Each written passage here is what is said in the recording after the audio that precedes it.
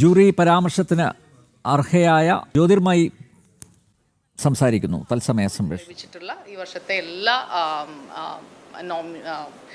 വിജയികൾക്കും അതുപോലെ അതിനകത്ത് നോമിനേറ്റഡ് ആയിട്ടുള്ള എല്ലാവരും എനിക്ക് തോന്നുന്നു ടൈറ്റ് കോമ്പറ്റീഷൻ ആയിരുന്നു. എല്ലാവരും നല്ല മികച്ച പ്രകടനമാണ് കാഴ്ചവെച്ചത്. അപ്പോൾ എല്ലാവർക്കും അഭിനന്ദനങ്ങൾ. ഇത്രയൊക്കെ ഉള്ളൂ. വളരെ സന്തോഷം. Thank you.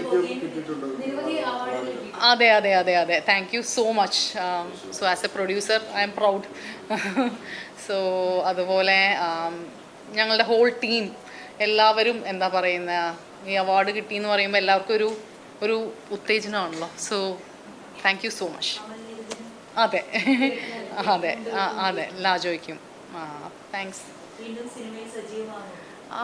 അറിയില്ല എനിക്ക് എന്ന് പറഞ്ഞാൽ നല്ല ഓഫേഴ്സ്, എനിക്ക് എക്സൈറ്റിംഗ് ആയിട്ടുള്ള ഓഫേഴ്സ് വരികയാണെങ്കിൽ തീർച്ചയായും അഭിനയിക്കണം എന്നാണ് എൻ്റെ ആഗ്രഹം.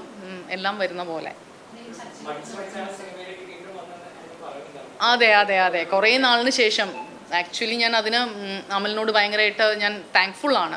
അമലാണ് എൻ്റെ ഒരു കോൺഫിഡൻസ് ബിൽഡ് ചെയ്ത് ഈ സിനിമ എനിക്ക് ചെയ്യാൻ പറ്റും, അല്ലെങ്കിൽ ഈ ക്യാരക്ടർ എനിക്ക് ചെയ്യാൻ പറ്റും എന്നുള്ളൊരു കോൺഫിഡൻസ് തന്നത് അമൽ തന്നെയാണ്. അപ്പം വലിയൊരു താങ്ക്സ് അമലിനാണ്.